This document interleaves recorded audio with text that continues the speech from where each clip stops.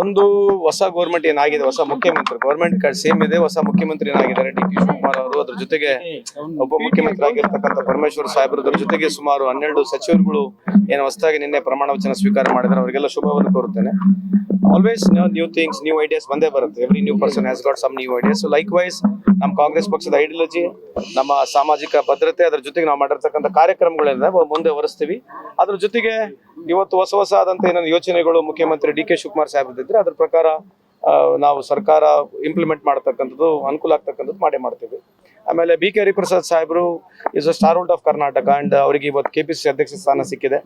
ಅವ್ರ ನೇತೃತ್ವದಲ್ಲಿ, D K Shivakumar ಸಾಹೇಬ್ರ ನೇತೃತ್ವದಲ್ಲಿ, ಸಿದ್ದರಾಮಯ್ಯ ಸಾಹೇಬ್ರ ಒಂದು ನೇತೃತ್ವದಲ್ಲಿ, ಮಲ್ಲಿಕಾರ್ಜುನ ಖರ್ಗೆ ಸಾಹೇಬ್ರ ನೇತೃತ್ವ, ಪರಮೇಶ್ವರ್ ಸಾಹೇಬ್ರ ನೇತೃತ್ವ, ಈ ತರ ಎಲ್ಲ ಹಿರಿಯ ಮುಖಂಡರುಗಳು ನೇತೃತ್ವದಲ್ಲಿ ಮುಂದೆ ಬರ್ತಕ್ಕಂಥ ದಿನಗಳಲ್ಲಿ ನಾವು ಖಂಡಿತವಾಗ್ಲೂ 2028 ಮತ್ತೆ ಸರ್ಕಾರ ತರಲಿಕ್ಕೆ ನಾವೆಲ್ಲರೂ ಕೆಲಸ ಮಾಡ್ತೀವಿ ಅಂತ ಈ ಸಂದರ್ಭಕ್ಕೆ ಹೇಳಿಕೆ ಬಯಸ್ತೇನೆ.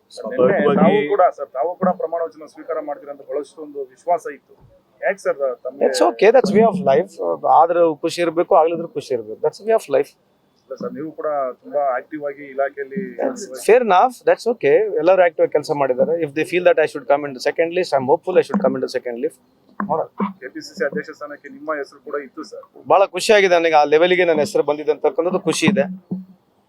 ಮತ್ತೆ ಸೆಕೆಂಡ್ ಲಿಸ್ಟ್ ಅಲ್ಲಿ ಆರ್ ಯು ಟ್ರೈಯಿಂಗ್ ಸರ್? ನೀವೇನಾದ್ರೂ ಪ್ರಯತ್ನ ಪಡಬೇಕಾಗಿಲ್ಲ ಅಂತದ್ದು? ಟ್ರೈಯಿಂಗ್ ಮಾಡ್ತಾನೆ ಇರ್ತಾರೆ ಎಲ್ಲರೂ, ಪ್ರತಿಯೊಬ್ಬರು ಟ್ರೈ ಮಾಡ್ತಾರೆ. I am one among them. I am hopeful I should get through in second list. ನೋಡೋಣ ಏನಾಗುತ್ತೆ. ಆದ್ಯತೆ ಕೊಡಬೇಕಾಗಿತ್ತು ಫಸ್ಟ್ ಲಿಸ್ಟ್ ಅಲ್ಲಿ ಅಂತ. That's okay. That's all part of life.